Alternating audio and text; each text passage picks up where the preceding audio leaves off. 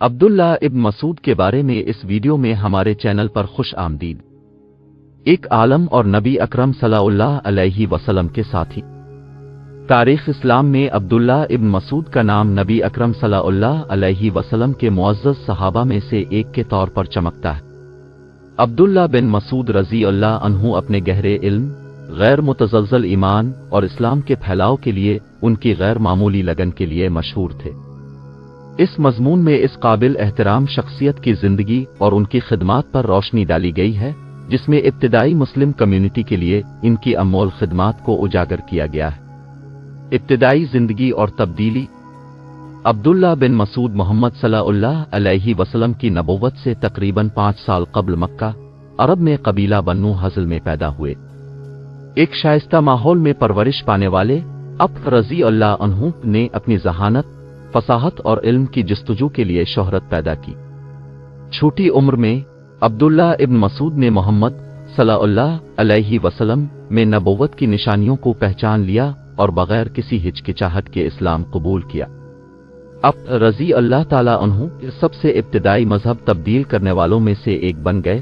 انہوں نے اپنی زندگی بھر رسول اللہ صلی اللہ علیہ وسلم کے ساتھ غیر متزلزل وفاداری اور وابستگی کا مظاہرہ کیا۔ اسکالرشپ اور مہارت۔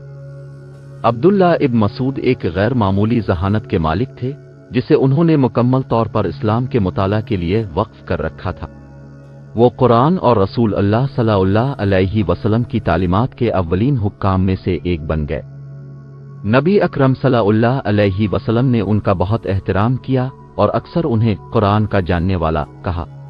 عبداللہ ابن مسعود کو متعدد مہمات میں رسول اللہ صلی اللہ علیہ وسلم کے ساتھ جانے کا شرف حاصل ہوا اور اب سے براہ راست سیکھا۔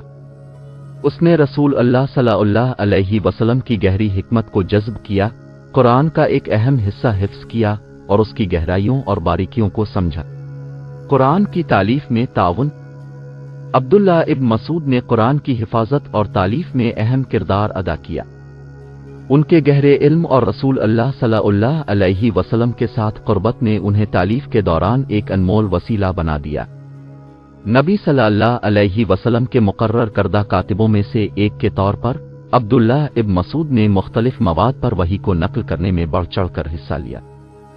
قرآن کی تلاوت اور تفہیم میں ان کی مہارت نے الہی پیغام کو محفوظ کرنے میں درستگی اور اعتبار کو یقینی بنایا۔ تعلیم اور علم کی ترسیل۔ عبداللہ ابن مسعود اپنے علم کو دوسروں تک پہنچانے کی شدید خواہش رکھتے تھے۔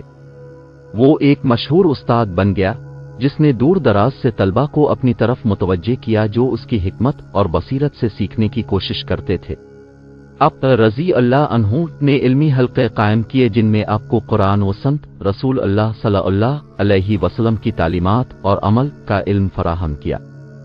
تفسیر، قرآنی تفسیر، فقہ، اسلامی فقہ اور عربی زبان سمیت مختلف شعبوں میں ان کی مہارت سے استفادہ کرتے ہوئے طلبہ ان کے پاس آتے تھے۔